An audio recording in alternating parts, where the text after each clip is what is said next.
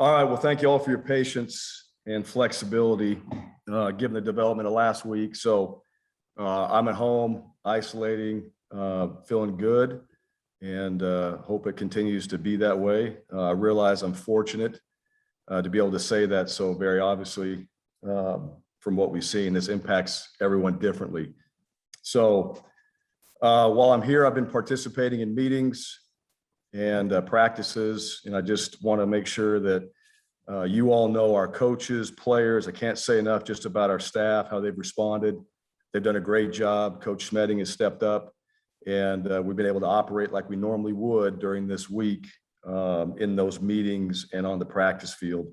So as I said on Friday, we have plans in place for this, and certainly, you know, when things happen with COVID, the teams that are able to navigate this and implement the plan properly and execute it at a high level are going to be the ones that I think are going to be most successful navigating through this pandemic. Because as we've seen, you know, that coaches, there's been some coaches out, and the ones that we've had step up and the way we've operated, I think those guys have done a very good job. So, you know, right now we're following our mitigation protocols. We'll continue to do so. So a little bit of my timeline here. The test I took on Thursday this last week was part of what we've been regularly doing. And Dr. Goodlett informed me of my result. And so we proceeded with the standard protocols for a positive test, no different for me than anybody else in our program. As of right now, based off my timeline, I should return to the facility on Monday of this next week. So in time for game week and preparing our team for that week of practice.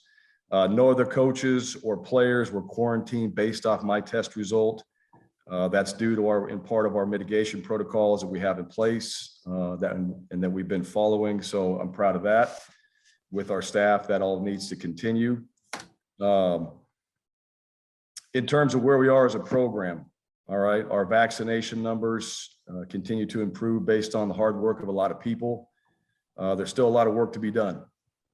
And this is ongoing and a daily focus that we continue to keep a priority in our program. So I do want to take a moment. I've had some time to sit back and put some things down here over the past few days, but I do want to take a moment to talk to you about the proactive steps that we have been taking inside our program on this front with COVID and the vaccinations. So first, let me be clear. I am not anti-vaccine, and any narrative along those lines is misinformed.